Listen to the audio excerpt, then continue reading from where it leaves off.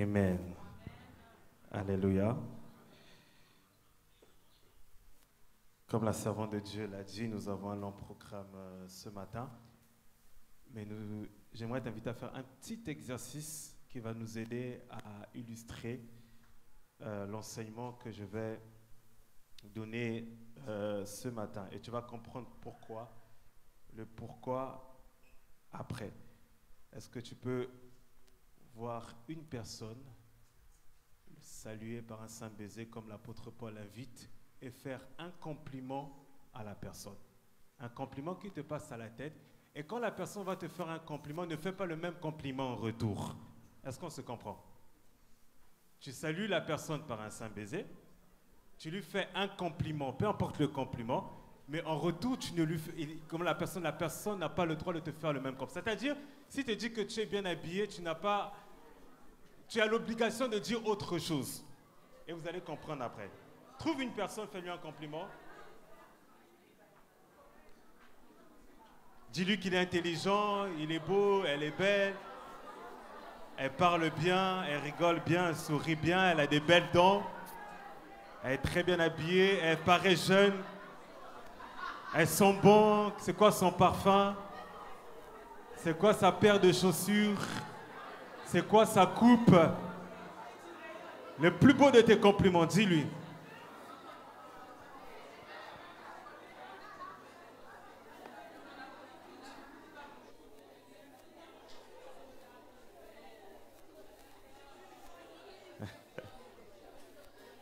Un compliment qui ne te dit pas. Un autre compliment.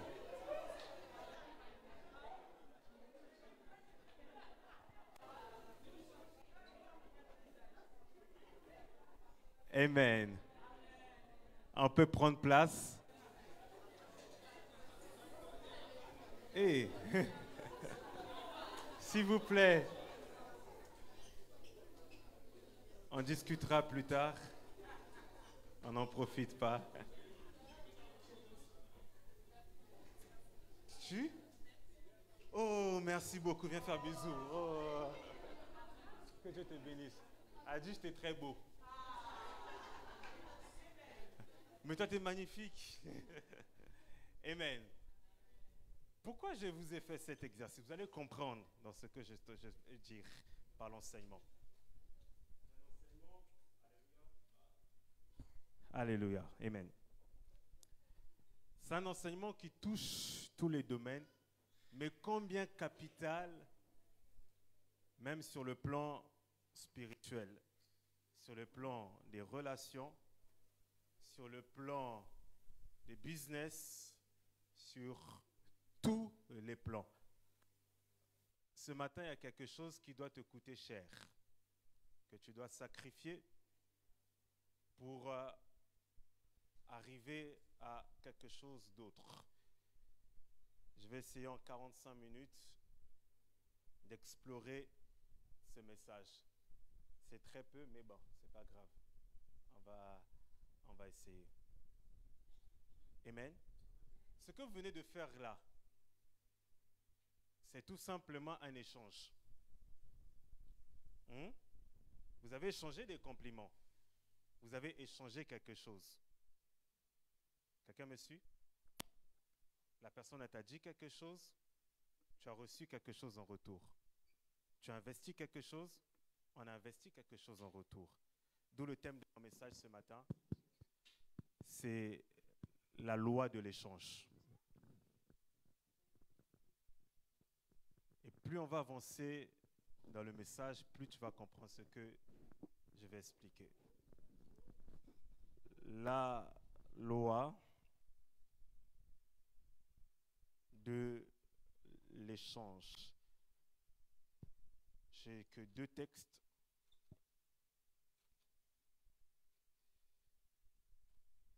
Nous avons passé 2 semaines intenses dans le jeûne et dans la prière. Et le Seigneur nous a fait du bien. Le Seigneur nous a parlé, le Seigneur nous a touchés, le Seigneur nous a visités.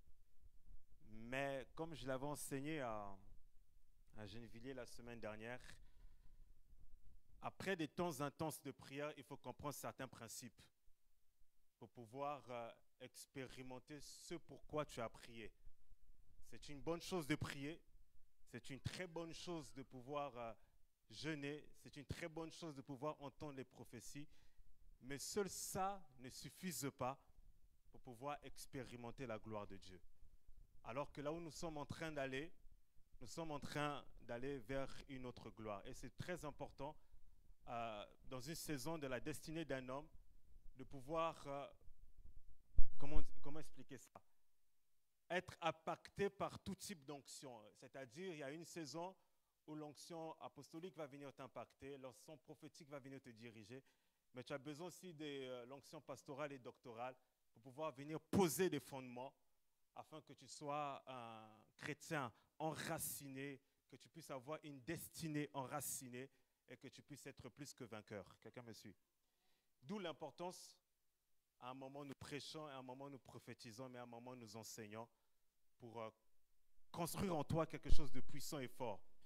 Parce que, triste est de constater que nous avons des enfants de Dieu dans l'église, peut-être pas ici, sûrement pas, mais qui sont très peu enracinés dans la parole, enracinés en Christ. Ils marchent avec Dieu, mais il manque beaucoup de Dieu en eux. Ils veulent voir Dieu, mais il manque beaucoup de Dieu en eux. Voilà pourquoi, lorsque le vent et la tempête passent, ils ne tiennent pas. Quelqu'un me suit? J'ai donné 2 textes. Le premier texte, c'est toujours dans le même livre, Hébreux chapitre 11. Hébreux chapitre 11, verset 3. Est-ce que tu peux afficher Hébreux chapitre 11? C'est toi qui lis, la sœur Esther? C'est quelle version là? 8 secondes. Ok. Est-ce qu'on peut lire?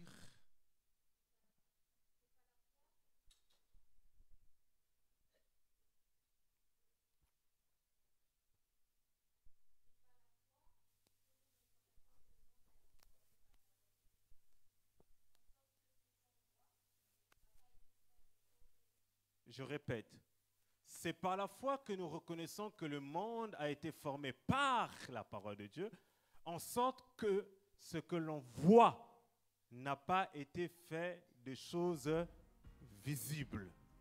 Tu peux Amen. prendre le deuxième texte. Hébreux 1, 6.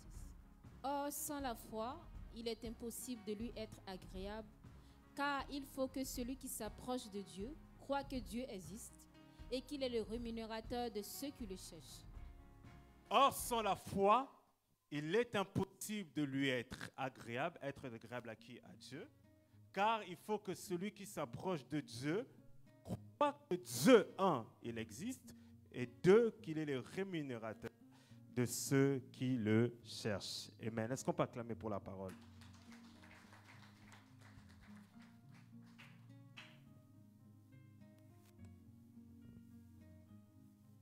Ah, il y a une mélodie qui se chante. Si ça vous dérange pas, vous pouvez mettre mes mélodies auxquelles je suis habitué. Je suis plus à l'aise avec lesquelles je prie, avec lesquelles je prêche. 1 AD. Merci. Amen. Je suis en train de parler de la loi de l'échange. La loi de l'échange. Par définition, l'échange, c'est obtenir quelque chose en donnant autre chose pour l'avoir. Je répète, l'échange, c'est obtenir quelque chose en donnant autre chose pour l'avoir. Je répète une dernière fois, pour ceux qui notent, l'échange, c'est obtenir quelque chose en donnant autre chose pour l'avoir. Écoutez, en introduction, j'aimerais t'informer ceci. L'univers et le système dans lequel nous sommes est gouverné par des lois, est gouverné par des principes. L'univers et le système dans lequel nous sommes est est gouverné par des lois, est gouverné par des principes. Il y a 1 an de cela ou 2 ans de cela, j'avais enseigné quelque part sur la loi de l'exception. La loi de l'exception, c'est quoi? Vous le trouvez dans les Écritures, c'est le reste. À plusieurs reprises, lorsque la parole de Dieu mentionne, il y a un reste de l'Éternel, c'est qu'il y a l'exception. Il y a beaucoup de choses qui arrivent à beaucoup de personnes, mais il y a toujours un reste que Dieu préserve. Il y a toujours un reste que Dieu garde pour pouvoir faire quelque chose. Vous allez trouver dans les Écritures, il y a ce qu'on appelle la loi de l'exception. La deuxième des choses, je l'avais enseigné aussi il y a très peu de temps, c'est la loi de l'insistance. La loi de l'insistance, vous le trouvez aussi dans les Écritures, c'est qu'il y a de ces choses-là que tu n'auras pas dans un premier coup. Il y a de ces choses-là que tu n'auras pas parce que tu as essayé qu'une seule fois. Il y a de ces choses que tu n'auras pas parce que tu as demandé qu'une seule fois. Il y a des choses que tu auras dans la vie parce que tu as insisté. Pas la première fois, pas la 10e fois, pas la 15e fois. Mais au bout de peut-être 20 fois, c'est là que certaines choses que tu cherches dans la vie, le travail que tu cherches, ce n'est pas au bout de 10 CV, 20 CV que tu auras le travail. Quelqu'un me suit? Des fois, c'est au bout de 2 ans de recherche active de travail que tu auras du travail. Il y a ce qu'on appelle la loi de la semence et de la récolte. Et toutes les lois que je suis en train de donner, c'est les lois qui concernent tout le monde. Ce n'est pas simplement des lois des chrétiens, ce sont des lois de l'univers. Parce que la Bible ne concerne pas que des chrétiens. Quand Dieu parle, quand Dieu a créé les choses, il a créé l'univers, il a créé le système solaire, il a créé la terre. Et toutes ces choses dans la terre, il y a des chrétiens, il y a des païens, nous sommes tous là. Et dans la loi, par exemple, de la semence et la récolte, ce que l'homme sème, il le récolte. Tu sèmes le bien, tu récolteras bien. Tu sèmes le mal, tu récolteras le mal. Dans le monde, il y en a qui appellent ça le karma. C'est-à-dire, le mal que tu fais, aujourd'hui ou un jour, pas besoin que tu attendes ta tombe pour que ça puisse te suivre. Ce mal-là va te suivre sur cette terre. C'est ce qu'on appelle la loi de la semence. Il y a la loi de la première fois.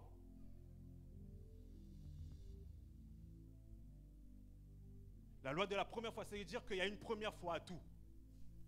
Tous, nous avons une première fois dans tous les domaines de la vie. Il y a une première fois que tu as appris à parler, il y a une première fois que tu as appris à aimer, il y a une première fois que tu as appris à compter, il y a une première fois où tu as appris à prêcher, il y a une première fois où tu as appris à voyager, il y a une première fois où tu es allé dans un aéroport, il y a une première... Suivez très attentivement cet enseignement, ça va t'aider dans la vie. Il y a une première fois à tout. Donc quand quelqu'un te minimise pour quelque chose, tu dois te rappeler que lui-même, un jour, il a commencé à avoir une première fois. Quelqu'un me suit? Tous nous avons une première fois. Celui qui est riche aujourd'hui, il a commencé à avoir 1 euro hier, 2 euros, 10 000 euros, 100 000 euros, jusqu'à ce que Dieu a pu faire prospérer ses affaires. Donc, il y a la loi de la première fois. Il y a la loi de la préméniscence. C'est la loi que vous trouvez même dans les Écritures des premiers-nés. Je vais l'expliquer différemment. Il y a la loi des dévanciers et il y a la loi de ceux qui sont venus après. Il y a toujours un premier en tout. Il y a eu une première personne qui a découvert l'Amérique. Il y a eu une première personne qui a payé le prix dans ta famille. Il y a eu une première personne qui a fait ce que toi tu n'as pas fait. Il y a des choses que nous faisons aujourd'hui, la Bible déclare, il n'y a rien de nouveau sous le soleil. Il y a eu une première personne qui l'a fait. Il y a une première personne qui a porté la marque que tu portes aujourd'hui. Donc il y a la loi de la préménition, il y a la loi de dévancier. Et même l'apôtre Paul, il le reconnaît, il dit que malgré l'onction qu'il avait, malgré la puissance qu'il avait, il reconnaît qu'avant lui, il y avait des dévanciers. Avant lui, il y avait ce qu'on appelle des colonnes, des hommes qui ont commencé le ministère avant lui. Donc tu peux avoir un grand ministère aujourd'hui, il y a eu des gens qui ont commencé le ministère avant toi. Tu peux te marier aujourd'hui, il y a des gens qui se sont mariés avant toi. Tu peux avoir de l'argent aujourd'hui, il y a des gens qui ont eu l'argent avant toi. Donc ne te vois pas toujours comme étant grave parce qu'il y a eu des gens qui sont arrivés avant toi là où tu es arrivé, qui ont possédé avant toi ce que tu possèdes aujourd'hui. Donc c'est la loi de la première fois. Il y a des gens qui ont eu des choses la première fois.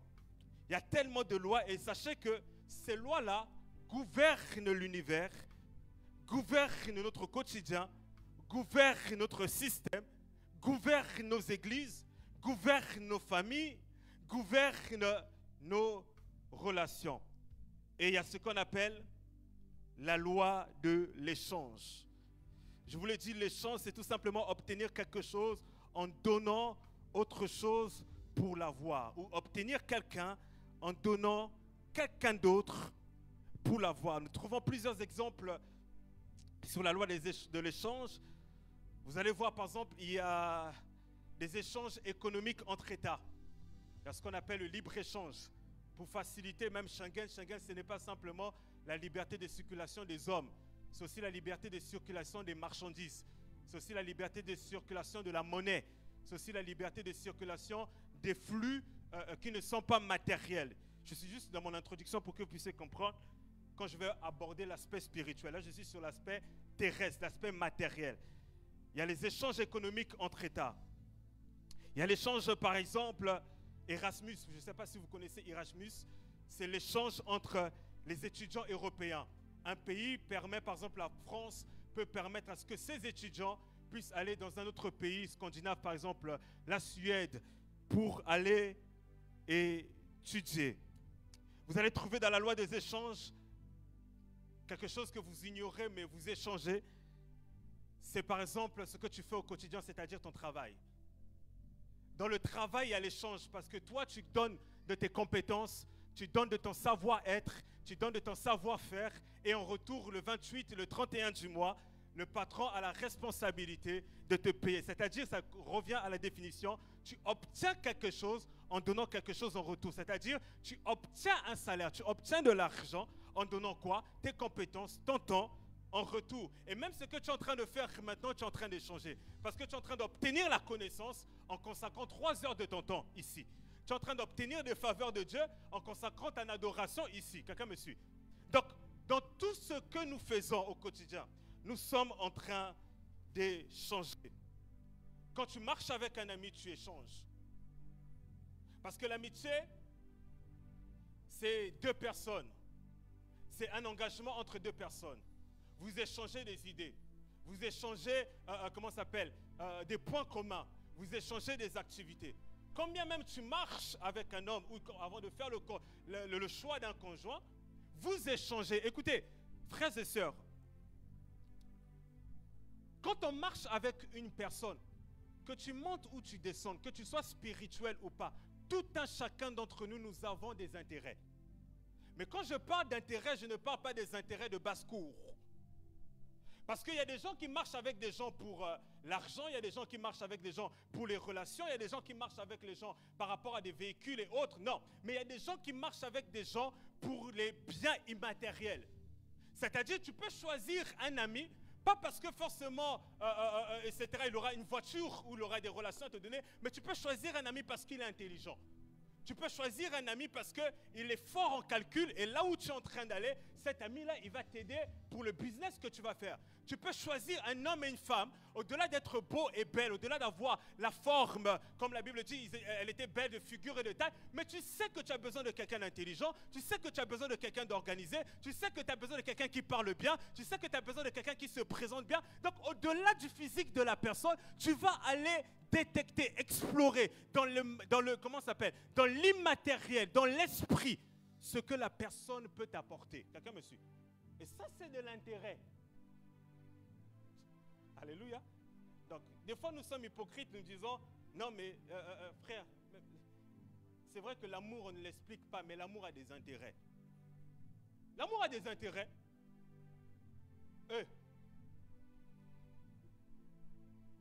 Je ne parle pas d'intérêt de voiture, d'abord.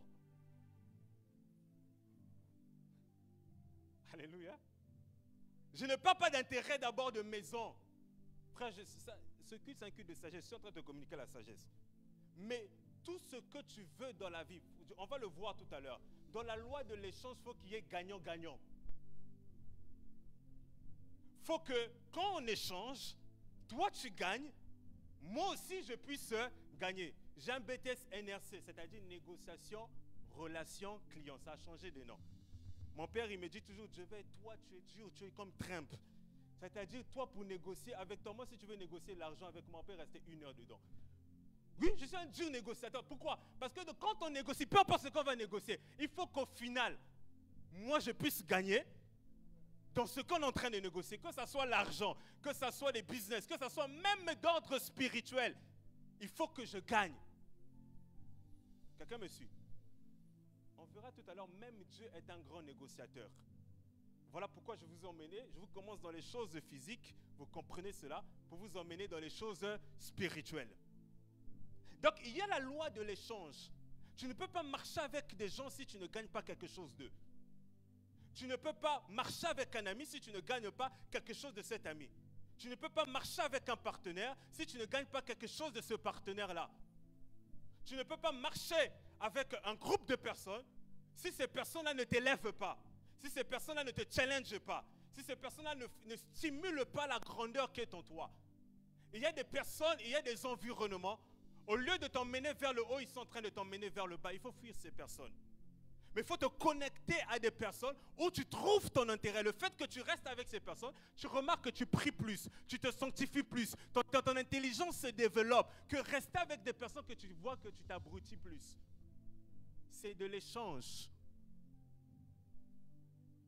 Alléluia. Donc c'est un système de gagnant-gagnant.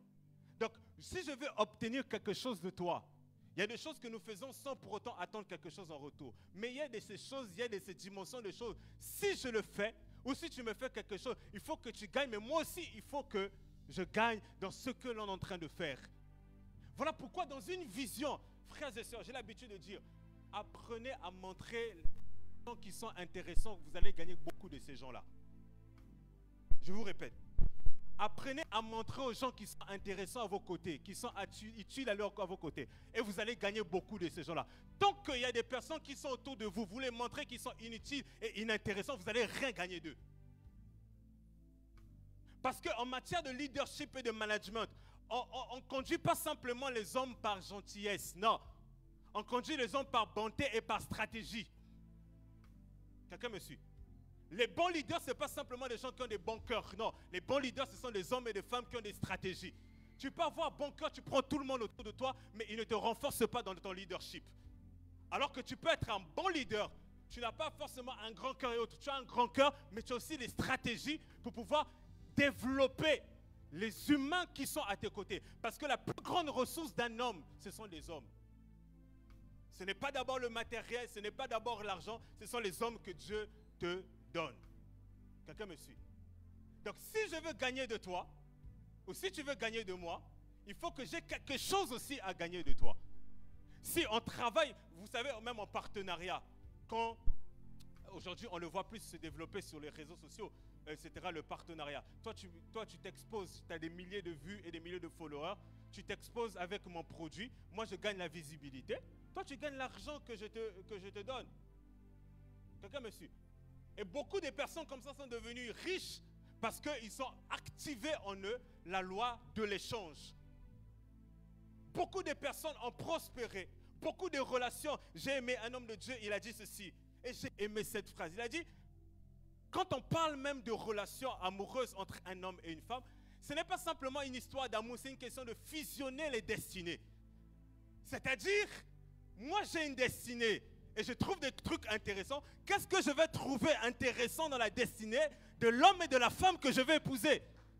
Pour que je puisse fusionner cela. Je ne vais pas me fusionner avec n'importe qui. J'ai telle destinée. Je veux aller loin. Je veux faire telle chose. Donc il faut que je regarde en telle personne, au-delà de le visage et du corps, quels sont les éléments que je vais gagner en elle. Comme ça, quand je vais fusionner, on devient tous deux forts. Alléluia. Voilà pourquoi les gens qui ont compris cela, ce sont des gens qui réussissent dans la vie. Qui ont compris l'échange. Même dans le business, frère, il y a des choses que nous avons fait gratuitement. Mais quand tu comprends la loi de l'échange, il y a des gens qui prennent de ton temps. Il y a des gens qui prennent de ton énergie. Il y a des gens qui prennent de ton savoir. Tu peux le monétiser. Je ne parle pas de l'onction. Parce que l'apôtre Paul dit, nous avons donné gratuitement. Nous avons reçu gratuitement, donnons gratuitement. Je ne parle pas d'abord de ça. Mais il y a de ces choses que nous faisons pour les gens, qu'en retour, même si nous ne faisons pas forcément des choses pour attendre quelque chose en retour, mais il y a une loi d'échange. C'est-à-dire, s'il y a une dimension de sacrifice que je fais pour toi, il y a quelque chose que peut-être demain que j'attends en retour que tu puisses échanger. C'est quelque chose que tu attends pour moi. Vous voyez que dans la loi de l'échange, il y en a un qui a perdu dans les Écritures. Je vais vous expliquer c'est qui. Et c'est là que plusieurs personnes arrivent à vous avoir et vous n'arrivez pas à aller loin dans la vie. C'est pour ça que je vous ai dit que moi je suis dur à la négociation. Si je ne trouve pas mon intérêt, tu ne vas pas m'avoir. On peut rester 1 heure, 2 heures en train de négocier. Mais tu dis, non. Notre ami Ésaü, regardez comment il s'est fait avoir dans l'échange. Ésaü, il a le droit d'aînesse. Entre les droits d'aînesse et la nourriture, qu'est-ce qui a plus de valeur?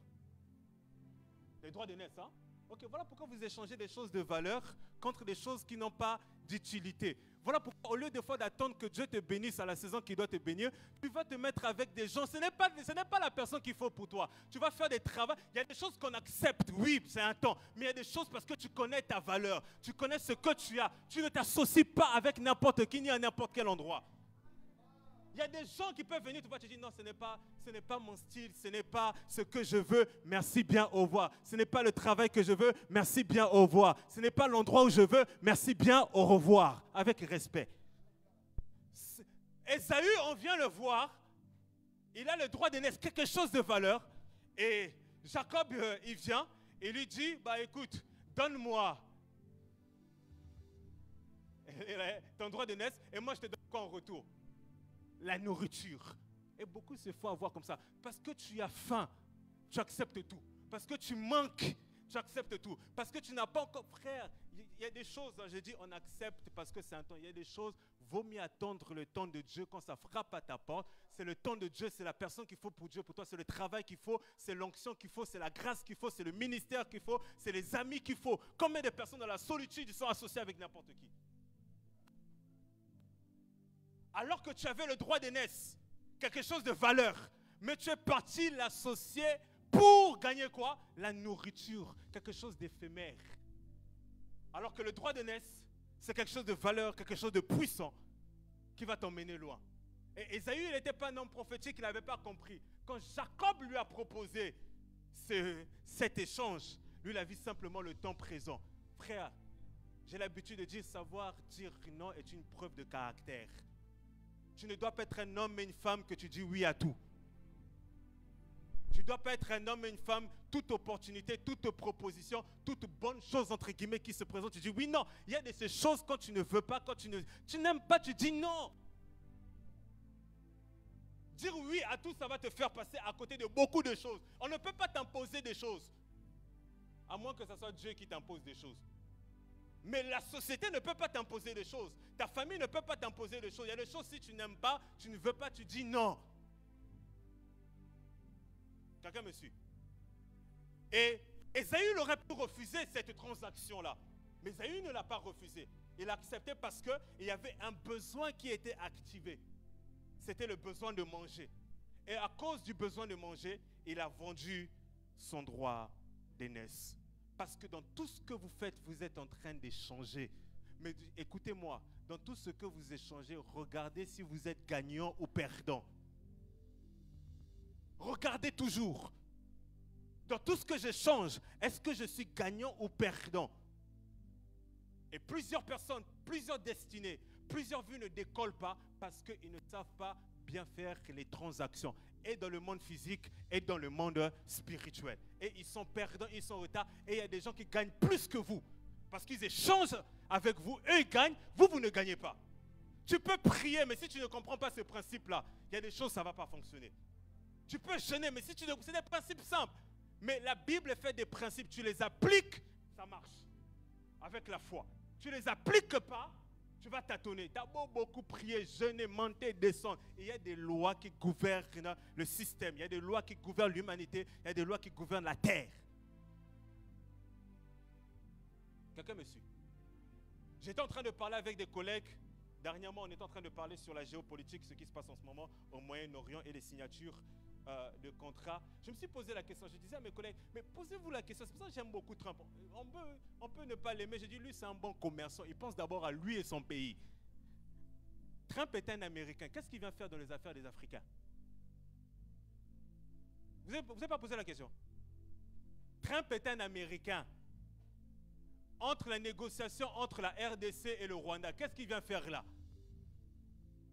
Mais vous croyez qu'il vient seulement parce qu'il veut la paix sur la terre?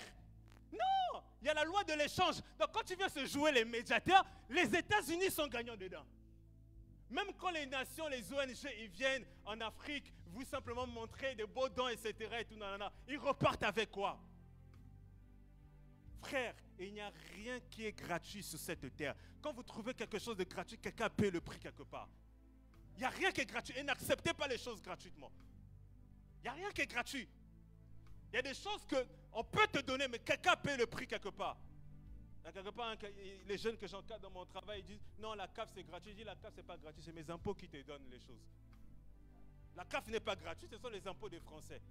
Les aides ne sont pas gratuites. Toi, pour toi, c'est gratuit. Mais derrière, il y a des hommes et des femmes qui se lèvent à 6 heures, qui travaillent à minuit, qui travaillent à 3 heures et qui paient le prix pour que toi, tu puisses manger. Ce n'est pas gratuit, la CAF. Ni la sécurité sociale, ni toutes les aides que nous avons de la France. Parce qu'il n'y a rien, ni sur le ciel, ni ici, qui est gratuit. Même dans la grâce, on va le voir tout à l'heure, la grâce n'est pas forcément gratuite. Il y a un point dans la grâce pour que ça fonctionne, il faut l'avoir.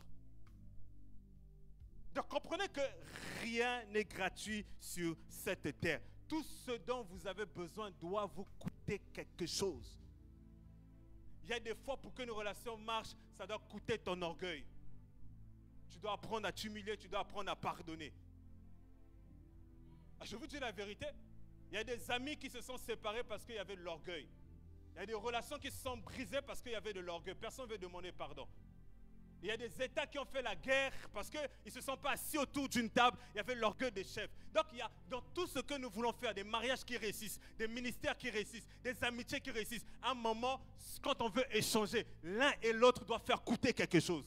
Ça peut être de l'orgueil, ça peut être la bouche, ça peut être le caractère, ça peut être quelque chose. Tu dis, ah ça j'accepte pas. Mais pour que la relation fonctionne, la tienne assez. Je vous dis la vérité. La vie est faite de sagesse. Il y a des choses, quelqu'un peut t'énerver comme ça, mais tu aimes la personne. Mais pour que tu sais très bien que si tu fais durer la colère, tu fais durer le conflit, tu fais durer les choses, c'est vous deux, vous êtes perdants. Voyez-vous comment le diable il est malin. Le diable, pour détruire des gens, des relations amicales, spirituelles, amoureuses et autres, etc. Il sait très bien simplement comment attacher vos cœurs pour vous maintenir dans des systèmes, pour vous empêcher de chercher le bien de l'un et de l'autre, pour que la relation puisse fonctionner. Quelqu'un me suit? Ça te coûte quoi si tu perds 50, mais la relation fonctionne? Ça te coûte quoi si ce jour-là, on te dit, assieds-toi, tu ne chantes pas, mais pour que le groupe puisse fonctionner? Ça te coûte quoi que tu t'assois là, tu ne prêches pas? C'est pas grave, mais on sauve d'abord le collectif. Je nous dis la vérité, il y a de ces choses, des fois ça doit nous coûter ça. Ça te fait mal, t'aimes pas, c'est pas grave. Mais pour que les choses puissent avancer, ça doit nous coûter quelque chose. Donc il y a une loi des échanges. Il y a des prix que nous devons payer. Il y a des choses que nous devons faire. Il y a des choses qui doivent nous coûter des choses. Ça doit nous coûter des idées, ça doit nous coûter du temps. Ça doit nous coûter même ce que tu veux, le rêve que tu veux payer dans la vie. Ça va te coûter. Ça va te coûter des prières, ça va te coûter des combats, ça va te coûter des nuits de sommeil.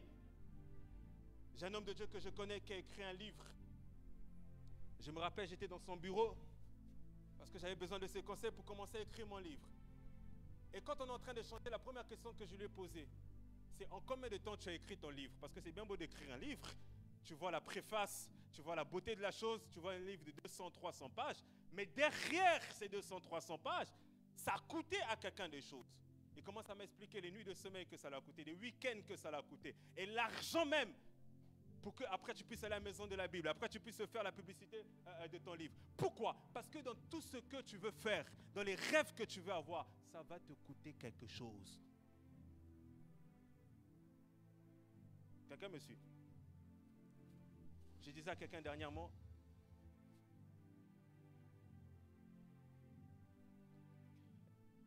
quelle raison, et je l'ai partagé même sur mes réseaux, je disais qu'aujourd'hui, il y a beaucoup de relations qui ne fonctionnent pas, entre les relations asymétriques, parce que les seconds n'arrivent pas à comprendre comment fonctionne la relation avec celui qui est au-dessus de toi. C'est-à-dire, quand tu es second quelque part, c'est-à-dire tu es pasteur assistant, tu es collaborateur, tu es une femme, tu es sous un leadership, tu es sous un responsable. Il y a de ces choses comme ça que ça doit te coûter. C'est-à-dire tu vas apprendre l'humilité quand tu es second.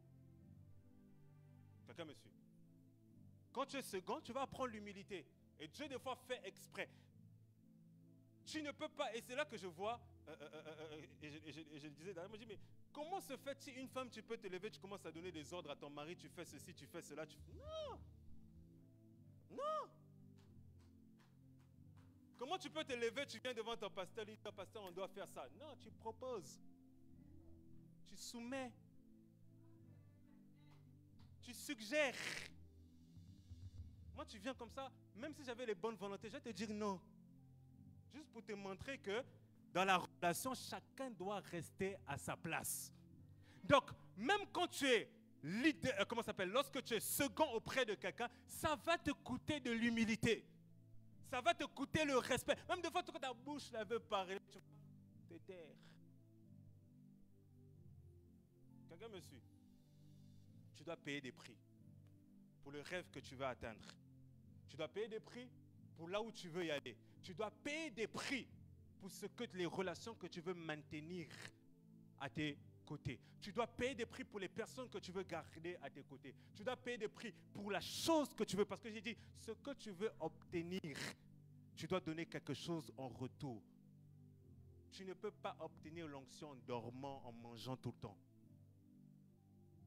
Tu ne peux pas obtenir la sagesse en étant tout le temps à côté des hommes et des femmes qui sont dans la bêtise.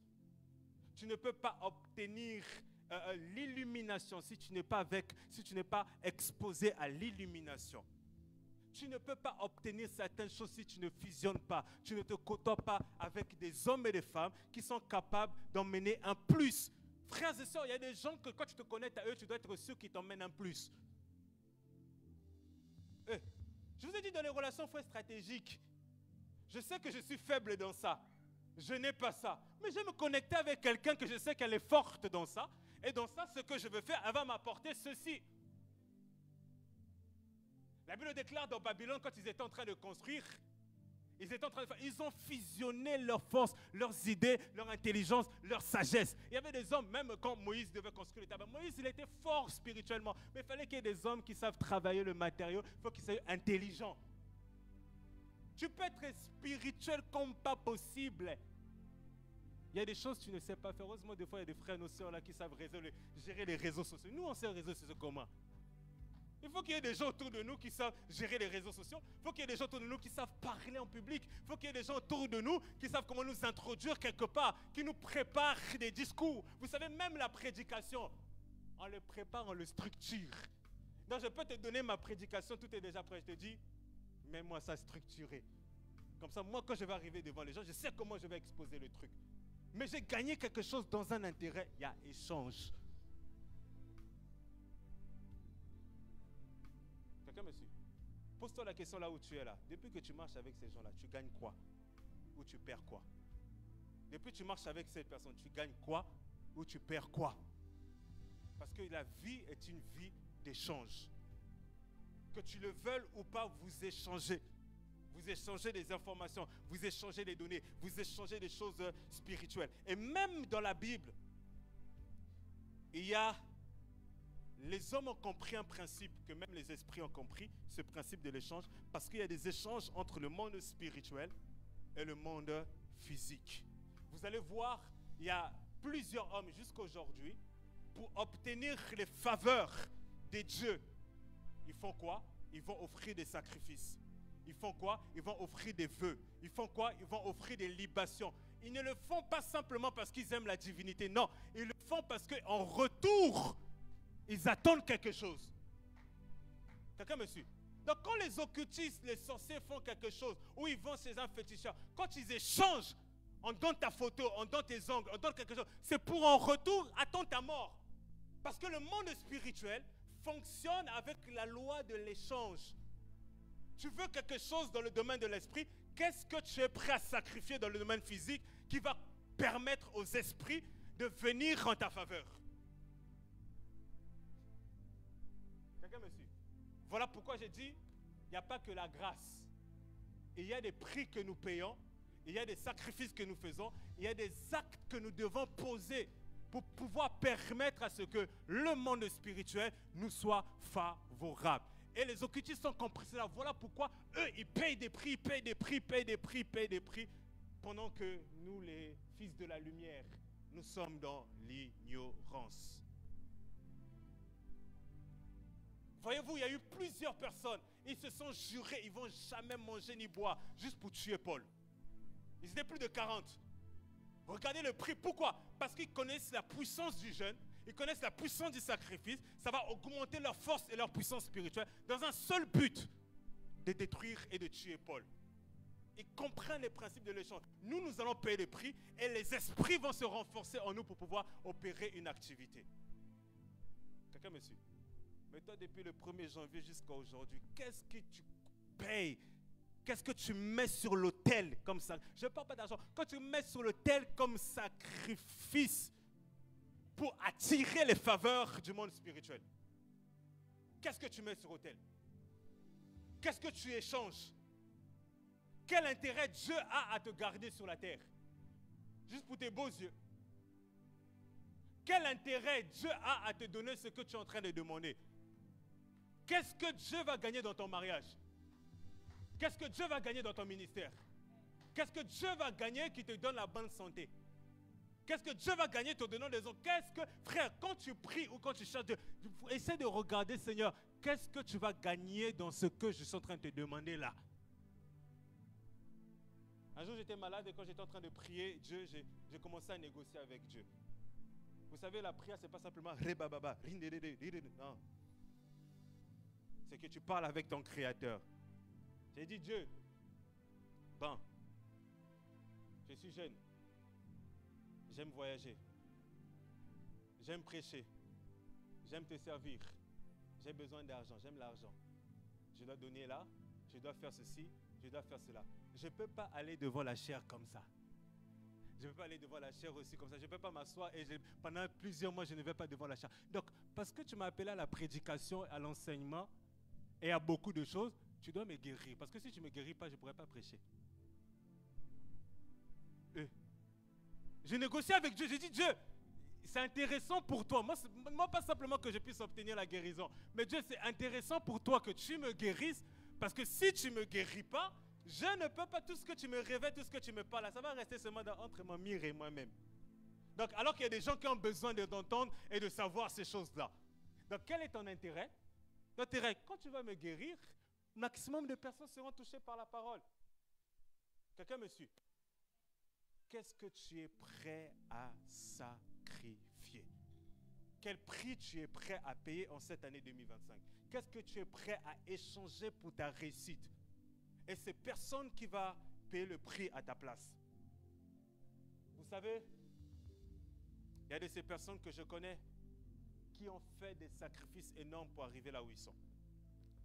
Il y a de ces personnes que je connais qui ont sacrifié des choses. Regarde-toi, pourquoi il y a certaines bêtises que tu ne fais pas? Pourquoi il y a certaines bêtises que nous ne faisons pas? C'est un sacrifice. Parce que nous sommes en train d'espérer, nous sommes en train de chercher à acquérir quelque chose. Frère, on ne se sanctifie pas simplement par amour pour Dieu, c'est faux. Même les hommes de Dieu, là, moi je vous dis des choses honnêtement qu'on ne dit pas tout haut. On ne se sanctifie pas simplement. Il y a quelqu'un que j'ai lu quelque part sur les réseaux, il dit, la phrase elle m'a fait trop rire. Et la personne elle a dit, heureusement on est chrétien et on est en Christ. Hein? Parce que s'il faut vendre un oncle pour les millions, je serais déjà allé vendre mon oncle. Vous savez, il y a des choses qu'on ne fait pas. Il y a de l'argent. Vous savez, l'argent, c'est facile à avoir. Tu peux sortir là, tu deviens millionnaire. Il y a plusieurs moyens que tu peux atteindre la richesse sans pour autant que ça soit avec Dieu. Mais pourquoi nous n'utilisons pas ces moyens-là? c'est parce que nous avons un minimum de crainte de Dieu. Ce n'est pas simplement pour l'amour, parce que nous connaissons les conséquences, et dans ce monde, et dans le monde à venir. Mais s'il y avait... Frère, il y a un jour, je parlais avec des amis serviteurs, j'ai dit, les gars, il y a des choses, s'il n'y avait pas la loi de l'Éternel, les 10 commandements, et la conscience de l'esprit, et vous et moi là, vous et moi, soyons sincères entre nous. Regarde toi-même quand tu étais païen. Regarde toi-même maintenant avec le minimum de la loi de l'Éternel. Bon, imagine, on te dit, mentir, ce n'est pas un péché. Prendre la femme d'autrui, ce n'est pas un péché. Voler, ce n'est pas un péché. Tu arrives dans le magasin, tu n'as pas 50 euros. Tu dis, c'est moi. Ah, je prends. On te dit, ce n'est pas un péché. Combien de personnes ne feront-ils pas ces choses?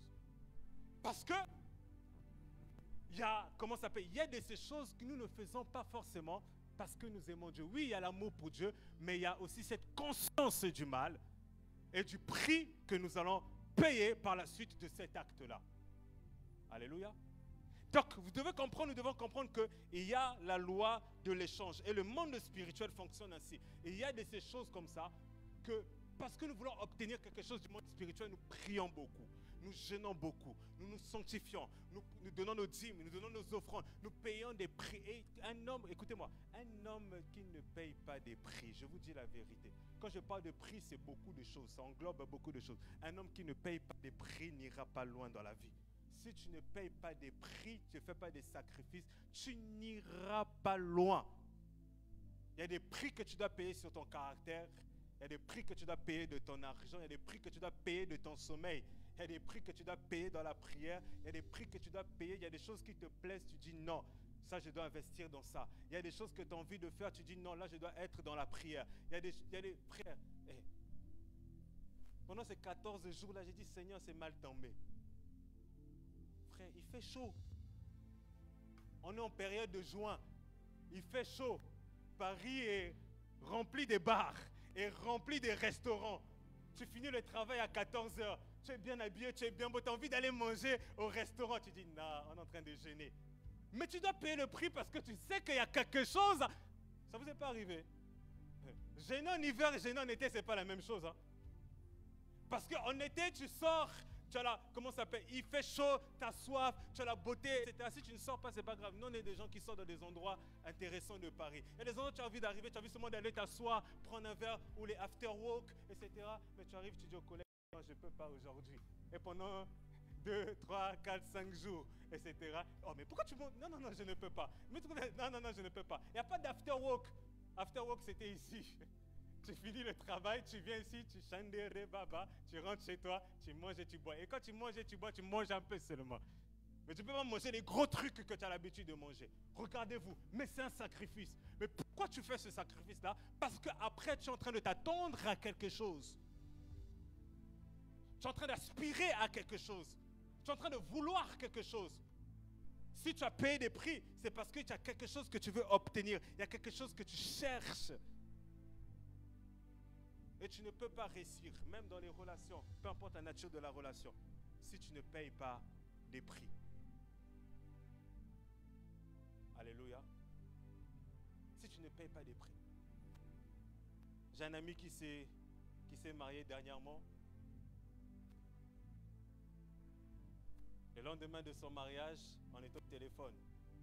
Et il me dit, Pasteur, demain quand j'aurai une fille, j'interdis la dot.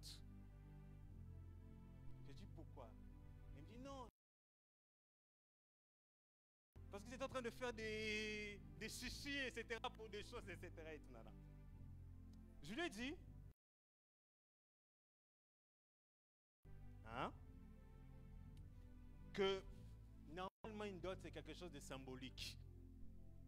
Oui, j'ai aimé qui s'est marié. J'ai vu sa liste de la dot. J'ai dit, ah! Non, j'ai regardé côté paternel. J'ai dit, côté paternel, ils sont païens. Ils ont demandé des choses, j'ai dit, ils sont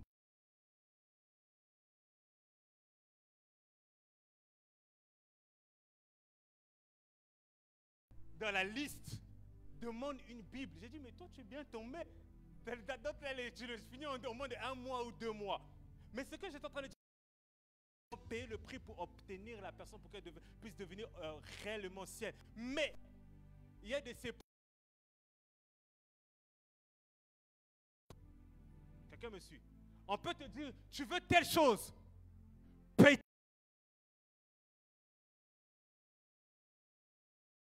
Il y a de ces prix que tu payes qui dépendent de toi, mais il y a de ces prix que tu dois retenir, que tu dois payer, mais qui ne vont pas dépendre de toi. C'est comme certains postes, un bac plus 5 pour arriver à ce poste, pour arriver à ce salaire. Frère, tu à part si la grâce t'impositionne là, il faut que tu ailles faire formation, tu rajoutes une année, tu as payé le prix, le travail, l'intelligence, la sagesse, etc. Des fois quand je vois ma mère aller à l'école, je dis, hey, à ton âge tu vas encore à l'école? Des fois nos téléphones disent, mon fils, je suis fatigué. J'ai dit, c'est le prix que tu dois payer pour arriver à une autre dimension. Quelqu'un me suit? Quand les hommes de Dieu vont 3 ans en théologie, c'est un prix qu'ils sont en train de payer. Quand les hommes de Dieu vont 6 mois dans les veillées, dans les retraites, dans les jeux, ils sont en train de payer le prix parce qu'ils savent que demain, il y a quelque chose de glorieux qui les attend.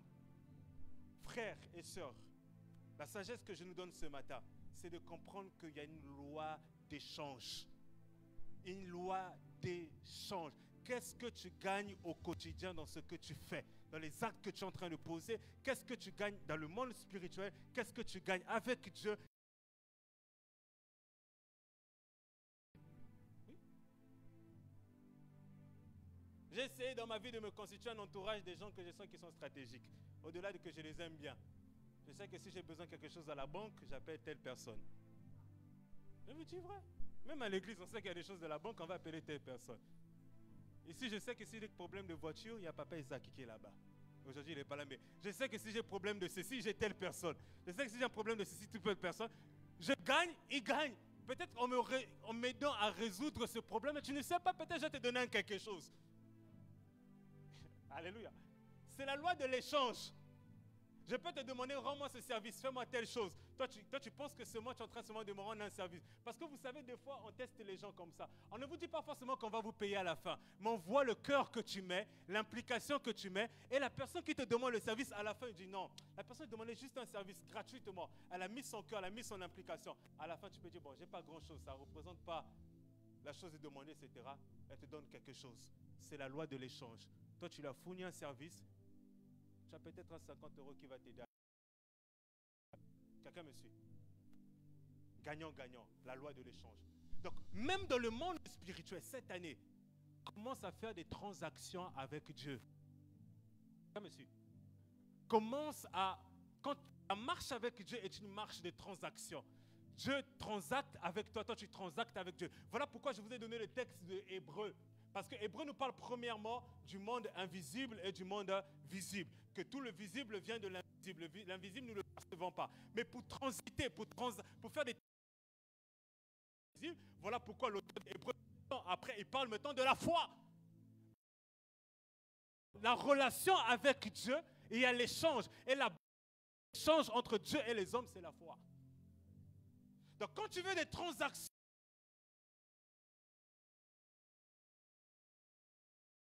tu actives la foi qui va te permettre d'acheter des choses dans le domaine de l'esprit.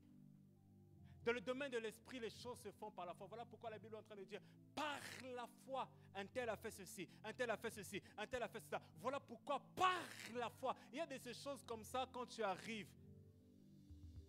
Tu regardes par ton intelligence, tu ne peux pas le faire. Par ta sagesse, tu ne peux pas le faire. Tu ne peux pas le faire. Par tes ressources, tu ne peux pas le faire. Mais par la foi.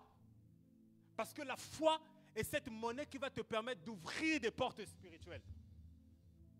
C'est cette monnaie-là qui va te permettre d'avoir des transactions avec le monde de l'esprit, d'avoir des transactions avec Dieu, d'avoir des transactions avec les spirituels. Donc, dans le domaine de l'esprit, l'échange se fait par la foi.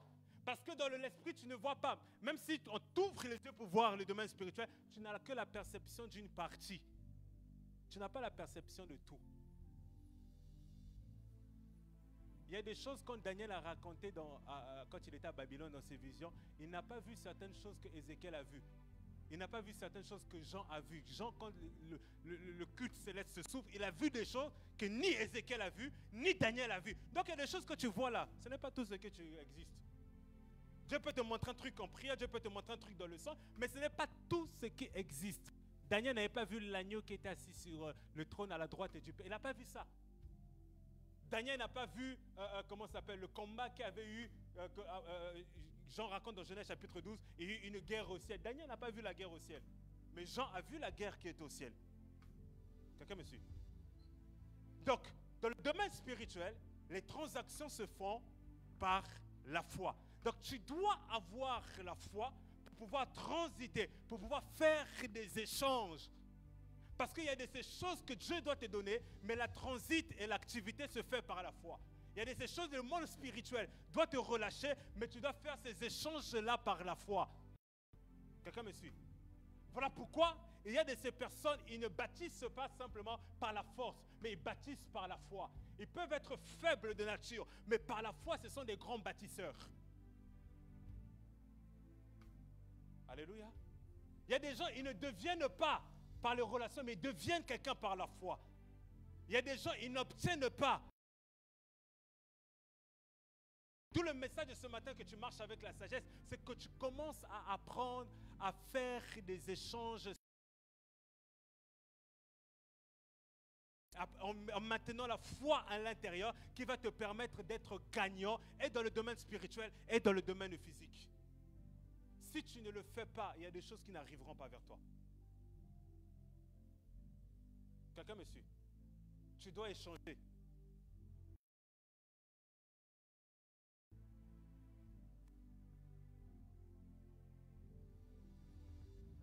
J'ai échangé avec une personne dernièrement. Elle me disait, j'ai vu que tu as rendu un service à un tel. Quand un tel t'a appelé, tu lui as rendu service rapidement. Mais je te connais, si c'était une autre personne, tu ne l'aurais pas fait. J'ai dit oui, en effet. Si c'est une autre personne, j'ai dit j'ai peut-être la flemme. Mais pourquoi le un tel là, je lui ai rendu service? Pas parce que le un tel là me donne quelque chose ou pas, non. La personne à qui j'avais rendu service, qu'en temps normal, ce service-là, je ne devais pas le rendre à quelqu'un d'autre. Parce que je sais que dans la relation que j'ai avec la personne, dans le parcours que j'ai avec la personne, on a eu tellement de choses à s'échanger, on a eu tellement de biens, des choses à s'échanger, que c'est des personnes, il y a des frères et sœurs, il y a des personnes comme ça, quand ils t'appellent ou te demandent quelque chose, tu as du mal à leur dire non. Je vous dis la vérité. Il y a des gens aujourd'hui, même si tu es fatigué, ils t'appellent à 18h, tu sors du cul, tu es fatigué, ils t'appellent, tu vois son numéro, tu vas répondre. Il y a des gens, tu vois, tu dis, bon, je vais rappeler après. Mais il y a des, on est entre nous, disons-nous les vérités. Tu vas dire, oui, tu vas dire, ah, je vais rappeler après. Non, non, non, non. Je dors d'abord. Mais il y a de ces personnes-là, à cause de la loi de l'échange, peut-être parce que hier, la veille, la personne t'a fait du bien, que le matin, psychologiquement, tu te rends compte que non, je dois lui rendre le service en retour. Parce que hier, j'ai gagné. Aujourd'hui, par reconnaissance, je lui rends le service en retour. Quelqu'un me suit? C'est comme ça, je vous dis, comment ça s'appelle? La loi de l'échange, elle est là au quotidien, que sans des fois vous vous en rendez compte. Et il y a de ces personnes-là aussi, des fois, qui difficilement, merci, difficilement, ils vous feront du bien. Pas parce qu'ils ne sont pas aimants, mais les dimensions du bien qu'ils vont vous faire, elle sera minime par rapport à autres, parce que de vous, ils n'ont jamais tiré. Quelqu'un me suit? Il y a des gens qui vous font du bien parce que leur... Il n'a pas besoin d'attendre quelque chose en retour. Mais les dimensions des bontés des gens, cette personne, quand elle s'arrête, elle s'assoit, elle pense en arrière, elle se dit que non, cette personne a eu à payer un prix pour moi un jour. La dimension de prix que je vais payer en retour, je ne regarde pas ma poche, je regarde personne. C'est la loi de l'échange. Gagnant, gagnant. Qu'est-ce que tu gagnes? Qu'est-ce que tu perds? Donc, il y a des échanges spirituels. Il y a des transactions spirituelles. Il y a des transactions imposées, tout comme il y a des transactions voulues. Celui qui va, regardez même quand Satan, Lucifer, se présente. Si tu m'adores, donc la loi de l'échange, moi je suis prêt à te donner quoi? Je suis prêt à te donner la gloire, je suis prêt à te donner l'argent, je suis prêt à te donner tout ce... La seule chose que je te demande, donc échange, adore-moi. Quelqu'un me suit? Donc, Lucifer se présente, adore. Moi, en retour, Je te donnerai tous les royaumes du monde, toute la gloire du monde, mais la seule condition, ce que je te demande, c'est que tu paies le prix de tes genoux, c'est-à-dire le spirituel répond à la loi de l'échange. Je vous dis la vérité, vous n'obtiendrez pas si vous n'échangez pas avec Dieu. Si ça ne vous coûte pas des fois beaucoup de choses. Dieu peut te demander quelque chose une année, il faut que tu payes le prix pour ça. Dieu peut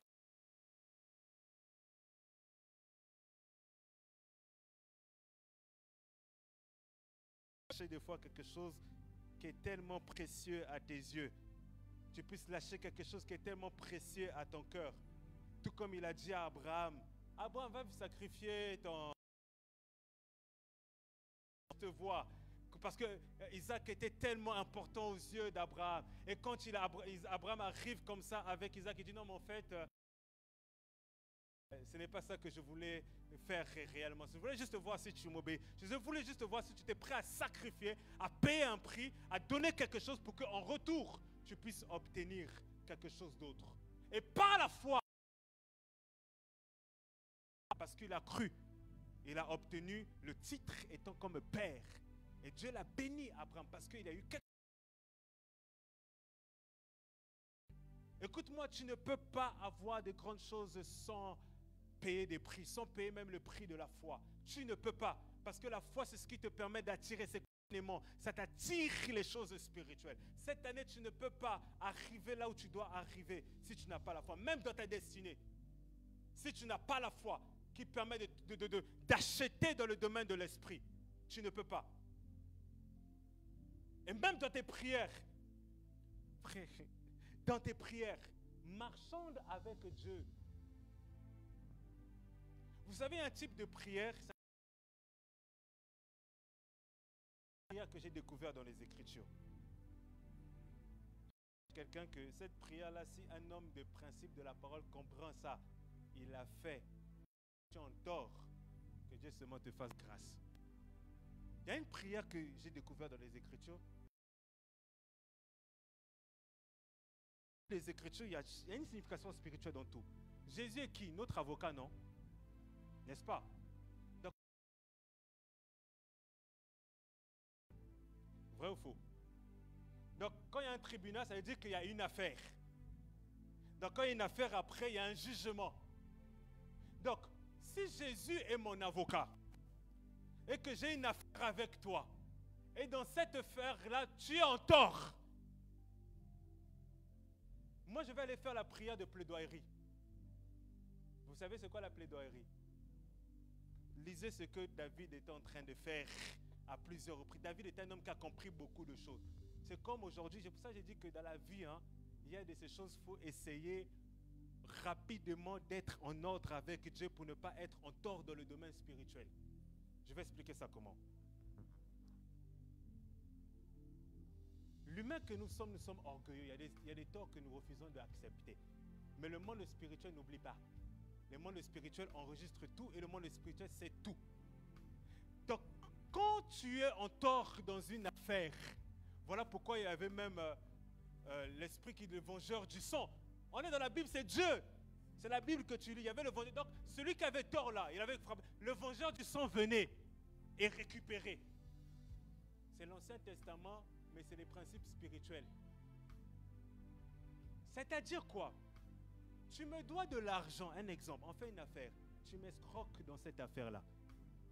2 000 €, 3 000 €, 4 000 €, 5 000 €. J'échange des choses avec toi, des messages, des appels.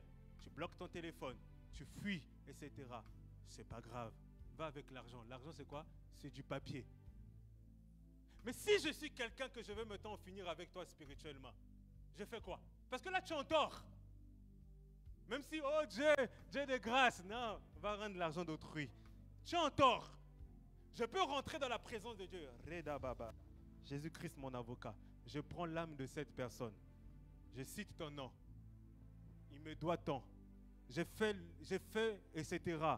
J'ai fait ma part. J'ai cherché la réconciliation. Je peux prendre de l'eau. Hé, frère, la sacrificature est dangereuse. Je commence à verser sur terre. Je commence à parler sur la terre. La terre s'ouvre pour toi. Tu peux être là-bas, même 6 mois plus tard, il y a un malheur qui va t'arriver. Et je ne suis pas sorcier. J'ai appliqué les choses spirituelles. Tu es en tort. Voilà pourquoi il y a des choses, quand tu sais que tu es en tort, dans les principes, va vite les réparer parce que tu ne...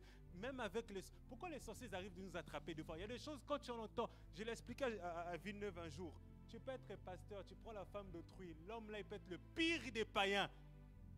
Il va avec ton nom chez le féticheur. Si tu ne répares pas la chose, pasteur ou pas pasteur, tu vas être frappé. Parce que tu as violé une loi et tu n'as pas réparé spirituellement cette loi-là. Voilà pourquoi il y a des gens et il y a des situations, des choses, il ne faut pas faire. Et si tu le fais, on est des humains, ça nous arrive de commettre des impairs. Répare ça vite. Parce qu'on peut te rater. Je vous dis la vérité, il y a des gens, vous ne savez pas les prières que, comment ça s'appelle, les gens peuvent faire dans leur maison. Vous croyez qu'on fait seulement les prières? Notre Père qui est aux cieux. Non. On a des ennemis qu'on est en train de frapper. Vous savez que le combat spirituel, moi je chasse. Non, il y a des ennemis physiques, on les traite spirituellement. Oui, je ne sais pas, il y a des sorciers, on prend l'autre. De la même manière qu'eux prennent notre nom. Je vais, ceci, là. Je prends ton nom. Dans ma chambre, je vais. Je commence à parler. Je prends l'eau, je verse. Je commence à parler à la terre. Surtout quand tu entends, je t'ai rien fait. Toi, tu me combats pour rien. J'invoque l'avocat, je fais ma plaidoirie, il doit juger maintenant. Quelqu'un me suit? Voilà pourquoi je dis, il y a des gens, il faut éviter d'avoir palabre avec eux. Il y a des circonstances, il y a des lois comme ça, quand tu les violes, répare rapidement. Parce que tu te mets en fait un jugement que sur ta tête et une personne qui comprend les principes spirituels. Il t'a sorcier ou pas sorcier. Chrétien, parce que les choses que les sorciers font, c'est à nous d'abord. Je vous dis la vérité. Vous savez, des fois vous ne vous rendez pas compte les éléments. Vous savez quand les... j'ai bientôt terminé. Vous savez quand les gens qui travaillent dans les choses occultes, ils opèrent avec les éléments de la nature. Le feu, le vent, l'eau, etc., la terre et tout. Alors que ce sont des choses pour nous d'abord. Vous ne pouvez pas comprendre pourquoi tu peux arriver à un endroit. Voilà pourquoi quand vous marchez avec des humains, il faut comprendre, j'ai aimé un jour, ça c'est un homme de Dieu qui nous donnait ce conseil-là à l'école biblique, il disait, quand tu es garagiste, il faut que les gens qui travaillent avec toi puissent comprendre le fonctionnement d'un garage et les matériaux que tu utilises. C'est-à-dire peut-être le jour où tu n'es pas là, il peut réparer la voiture parce que tu lui as appris. En d'autres termes, c'était quoi? Il y a des choses que quand tu fais, les gens qui sont autour de toi ne comprennent pas toujours, mais il faut que tu les expliques parce que tu as peut-être atteint des niveaux de compréhension qu'eux, ils ne comprennent pas. Vous pouvez voir un homme, il se balade avec une bouteille d'eau. Je prends juste une bouteille d'eau. La bouteille d'eau, tu me l'as donnée simplement pour boire. N'est-ce pas? Tu me l'as donnée pour boire. Peut-être que je ne vais pas la boire. J'arrive chez toi, ou même devant ta porte, je verse simplement l'eau, et dans mon esprit, je commence à parler. Quelqu'un me suit. Toi, tu me dis, mais qu'est-ce que tu fais, cette erreur? Moi, je sais ce que je suis en train de faire. Pourquoi? Je peux prendre l'eau, je présente l'eau dans le monde spirituel, je dis que l'eau, c'est la vie. L'eau représente la vie, l'eau représente la parole. Et ce que je suis en train de verser, je suis en train de verser la vie. Là où s'il y avait la mort dans cet endroit, je suis en train de venir avec la vie. Toi, tu ne vas pas comprendre cela. Mais dans le monde spirituel, tu es en train même d'attirer des esprits dans cet endroit-là. Tout comme il y a des personnes, quand ils arrivent quelque part, ils versent l'encens, ils versent des choses, ils versent les sels, etc. Vous croyez qu'ils font des choses bêtement? Non, c'est là qu'ils ne font pas des choses bêtement. Ils savent ce qu'ils sont en train de faire. Quelqu'un me suit? Moi, si tu viens chez moi, là où j'habite actuellement, tu viens chez moi, tu veux faire malin spirituellement, tu vas mourir sur le coup. Ça, c'est ma foi. Et ça, c'est des sacrifices que moi, j'ai fait avant d'emménager. Il y a des choses que j'ai fait avant d'emménager, que j'ai parlé, j'ai pris des choses. Je suis arrivé dans ma maison, je suis parti à la chambre, je suis parti aux toilettes, je suis parti, j'ai commencé à parler pendant 30 minutes. J'ai commencé à parler. J'ai dit, quiconque viendra en ce lieu, famille, belle famille, amis, je ne sais pas qui, serviteur, enfant de Dieu, je ne sais pas. Tu viens chez moi, tu fais n'importe quoi, la nuit ou le jour, tu es maudit. Parce que chez moi, c'est moi qui suis le chef.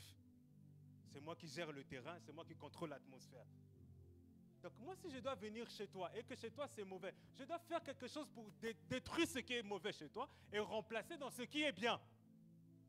Est-ce que quelqu'un me comprend?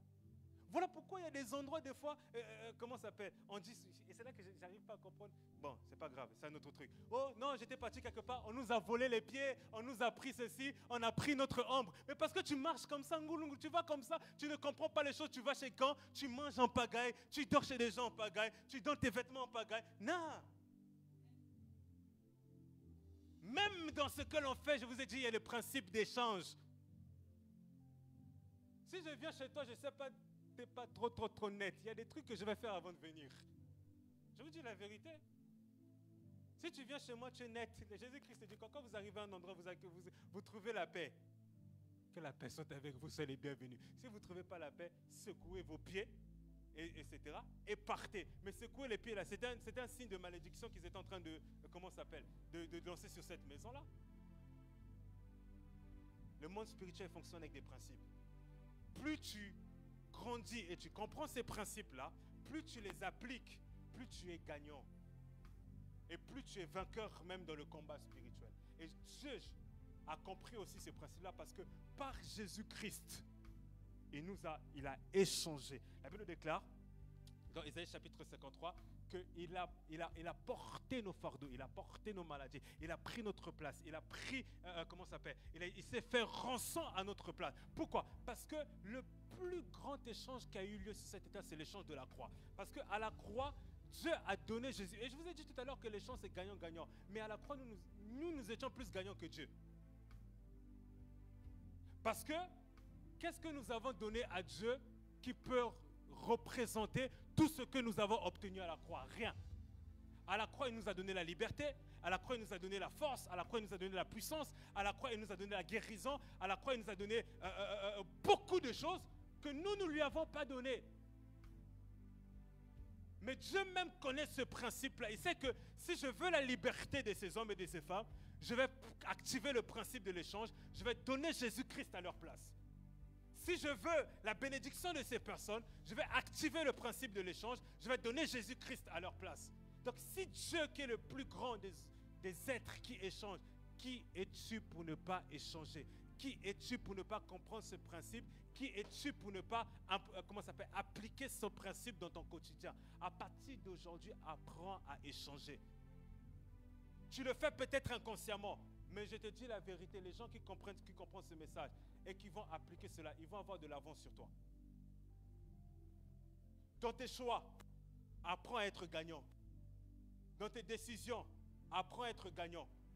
Dans tout ce que tu fais, même avec Dieu, même dans les transits, dans les choses de l'esprit, apprends à être gagnant. Tu ne peux pas accepter que dans tout,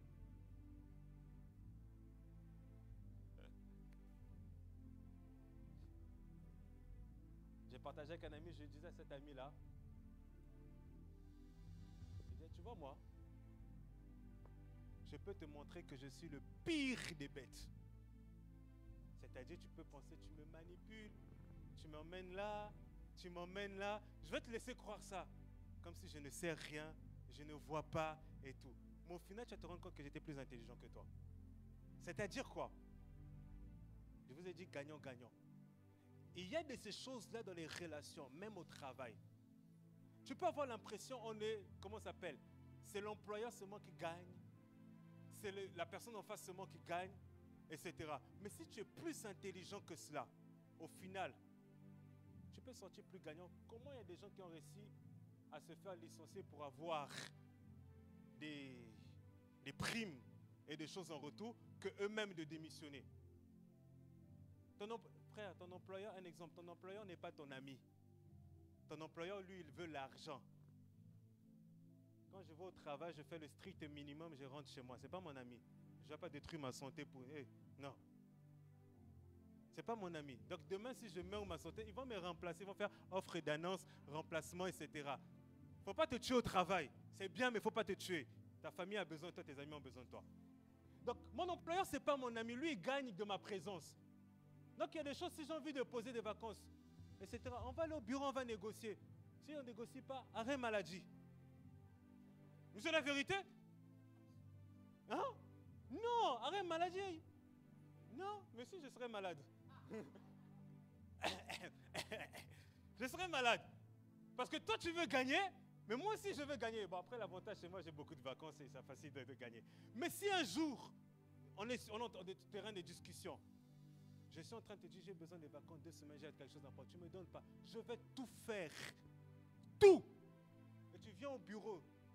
Tu me dis, mais tu fais quoi? Je dis, non, donne-moi, j'ai besoin de vacances. Je suis fatigué, je ne me sens pas bien, j'ai besoin de respirer. Et jusqu'à ce qu'il sera obligé de dire, vas-y, c'est bon, je t'accorde des vacances. Voilà pourquoi je vous dis que, bon, ça dépend des structures, c'est vrai, mais chez moi, ça va. C'est pour ça que je vous dis que c'est comme dans la loi de l'insistance. Plus tu vas insister avec une personne, il y a des gens tellement qui veulent la paix, au final, il va te dire, vas-y, c'est bon, laisse-moi, je t'accorde ce que tu as voulu me demander. C'est gagnant. Qu'est-ce que tu gagnes? Qu'est-ce que tu perds? Marche avec ces sagesses par la grâce de Dieu. Qu'est-ce que tu gagnes dans ta relation avec Dieu? Qu'est-ce que tu gagnes dans ta relation avec les gens autour de toi? Qu'est-ce que tu gagnes dans les destinées que tu es en train de fusionner? Qu'est-ce que tu gagnes? Et quand je te parle de ça, je ne te parle pas simplement des choses physiques. Parce que ta destinée ne se limite pas simplement aux choses physiques. Il y a des endroits que tu dois aller, tu as besoin des gens qui sont intelligents. Tu as besoin des gens qui sont brillants. Et il y a des choses que tu dois faire, tu as besoin de gens qui sont organisés. Et il y a des choses que il y a quelqu'un que tu dois devenir. Tu as besoin à tes côtés d'avoir quelqu'un qui a certains types de profils. Quelqu'un me suit? Il faut que tu gagnes. Si tu ne gagnes pas, tu perds. Et si tu perds, tu n'auras que tes 2 yeux pour pleurer. Parce que nous échangeons. Même la banque, quand elle te prête l'argent, elle ne te prête pas l'argent parce que tu viens de demander. Il y a le taux d'intérêt. Elle gagne l'argent par le taux d'intérêt. Elle gagne. Donc quand on te signe le contrat, c'est gagnant-gagnant. Toi, tu gagnes 10 000 sur le coup, tu es content, tu vas aller financer le projet. Mais derrière, tu ne rembourses pas 10 000. Selon le taux d'intérêt et les mensualités, tu vas rembourser plus. 12 000, 13 000, 14 000. La banque, elle va gagner sur toi. Quelqu'un me suit? Tes amis, peut-être, ils gagnent sur toi. Il y en a peut-être qui t'exploitent. Mais ils gagnent. Mais toi, tu gagnes quoi? Alléluia. On va passer à la Sainte Seine.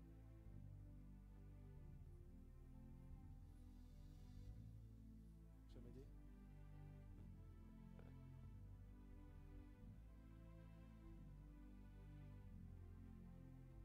Lève-toi là où tu es, toi qui t'es préparé pour la Sainte Seine.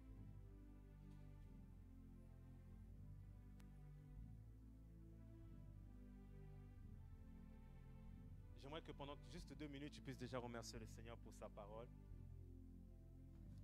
pour sa sagesse, pour son esprit. Et demande à Dieu de te donner une autre dimension de sagesse et de compréhension. Que cette année, tu puisses marcher avec la sagesse dont Dieu. La Bible déclare que celui qui manque de sagesse puisse le demander. Tu as besoin de la sagesse dans tes relations, tu as besoin de la sagesse dans ton ministère, tu as besoin de la sagesse dans ton business, tu as besoin de la sagesse dans tout ce que tu vas entreprendre. Qu'à partir d'aujourd'hui, une autre dimension de sagesse te soit accordée, que tu puisses marcher avec sagesse. Est-ce que tu peux lever la voix pendant 2-3 minutes? Remercier le Seigneur, nous prions tous ensemble. Est-ce que tu peux remercier le Seigneur pour sa présence, remercier le Seigneur pour son onction, remercier le Seigneur pour sa parole. Et dis à Dieu qu'à partir de maintenant, tu veux marcher dans la sagesse. Tu veux marcher dans une autre dimension de sagesse. Que tu puisses gagner dans tout ce que tu fais. Tu puisses gagner, que tu puisses être un homme qui paye des prix.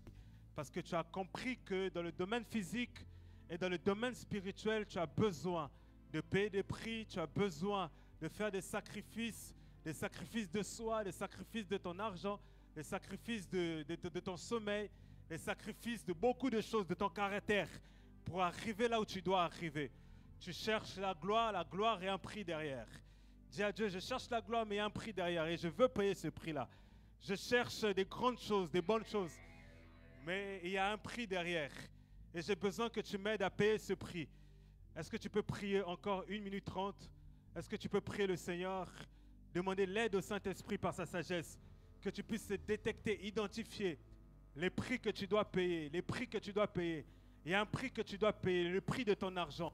Le prix de tes prières. Et le prix de tes sacrifices. Le prix de ton sommeil. Le prix des relations. Il y a des gens même que tu dois te séparer d'eux afin que tu puisses arriver à obtenir autre chose. Il y a des amitiés, tu dois te séparer d'eux. Il y a des environnements, tu dois te séparer d'eux. Il y a des hobbies, il y a des plaisirs, tu dois te séparer de cela. C'est le prix que tu dois payer cette année pour déclencher la gloire de Dieu, parce qu'il y a un échange. Le monde spirituel veut t'accorder quelque chose, Dieu veut t'accorder quelque chose, mais il demande que tu te sépares de quelque chose. Tu puisses te séparer pendant un moment de ton lit. Tu puisses te séparer d'un moment de la nourriture. Tu puisses te séparer d'un moment des relations qui te déconnectent de Dieu. Tu puisses te séparer d'un moment des environnements qui te déconnectent de Dieu. Je te donne encore 1 minute de prière. Dans le nom de Jésus-Christ, nous sommes en train de prier. Que tu sois investi de la sagesse divine. Que tu sois investi de la sagesse divine. Que tu sois investi de la sagesse divine. Dans le nom de Jésus-Christ. Dans le nom de Jésus-Christ. Dans le nom de Jésus-Christ. Dans le nom de Jésus-Christ. Ali prende vahai. Que tu zikerai vahai. Zuprande revo chantamande. Père, à la croix, tu as échangé par le corps de Jésus-Christ au Dieu, qui est symbolisé, Seigneur, par ce pain qui est entre mes mains. Christ a pris nos maladies, il a pris nos douleurs, il a pris nos souffrances. Il a pris, Seigneur, tout de mauvais qui était en nous pour nous communiquer, Seigneur, sa vie, pour nous communiquer, Seigneur, sa gloire. Il a accepté de se dépouiller pour que nous soyons revêtus, Seigneur.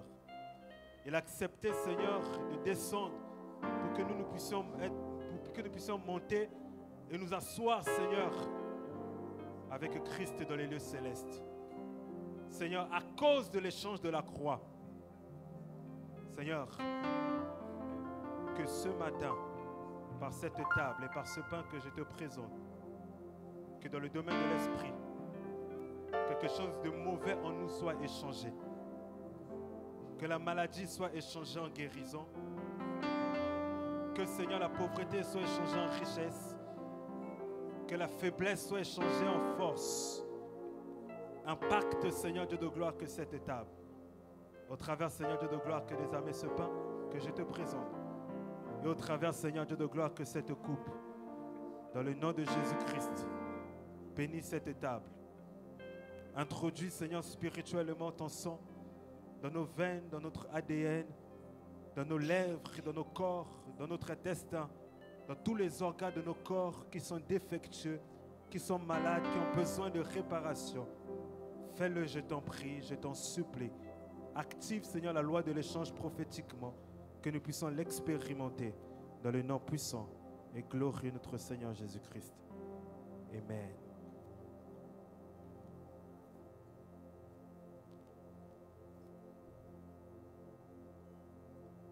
Tu peux passer devant, selon le protocole, et venir partager avec nous la table du Seigneur et retourner à ta place, prier et chanter avec nous un cantique que nous pouvons élever Jésus, s'il vous plaît. Que tes vives eaux inondent mon âme, que ton Saint-Esprit vienne et prenne le contrôle de chaque situation qui trouble mes pensées, mes soucis, mes fardeaux. À tes pieds, je dépose. Que tes vives eaux inondent mon âme, que ton Saint-Esprit vienne et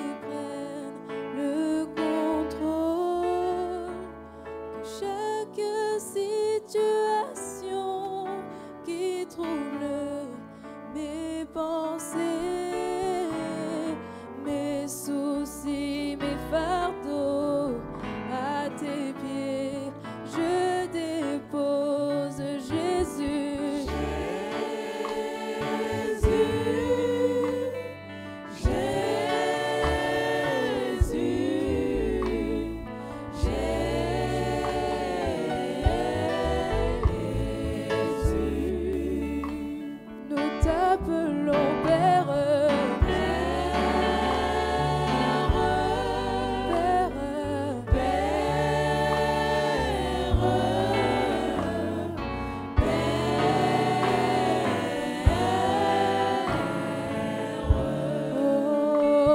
nous t'appelons Esprit, Esprit de Dieu, Esprit de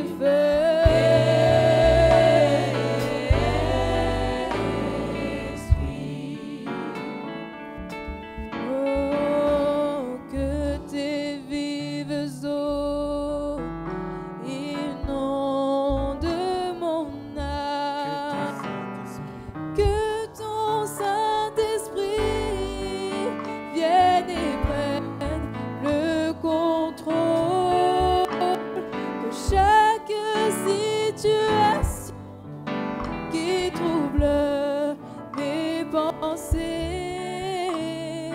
mes soucis, mes fardeaux. À tes pieds, je dépose Jésus. Jésus, Jésus, Jésus, Jésus. Oh, nous t'appelons Père,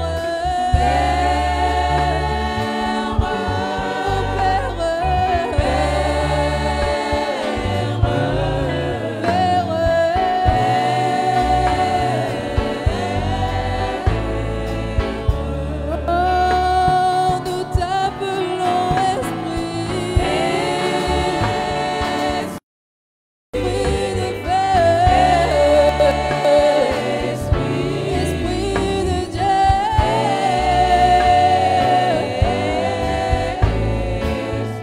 Oh, nous t'appelons Père,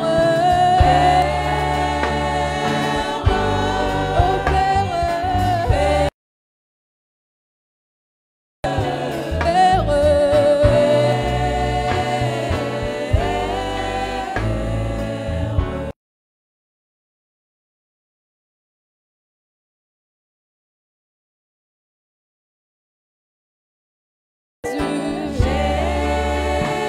Jésus, Jésus.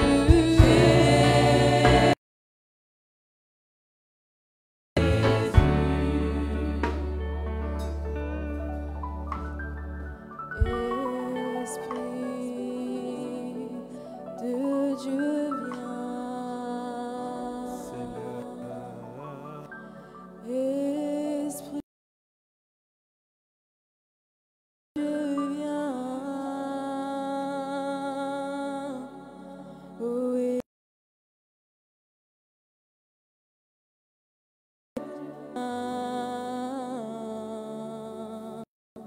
c'est l'heure, nous t'attendons, Esprit.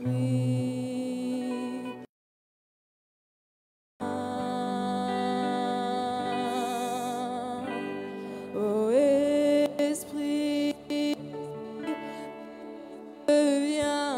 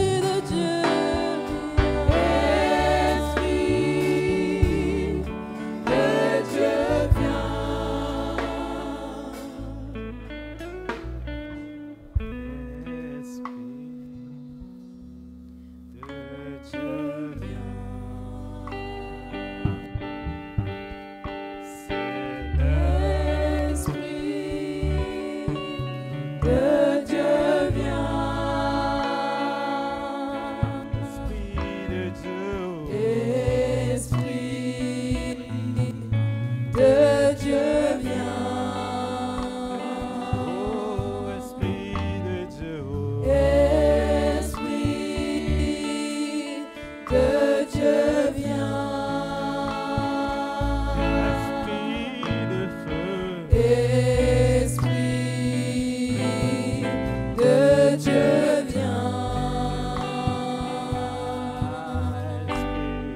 Esprit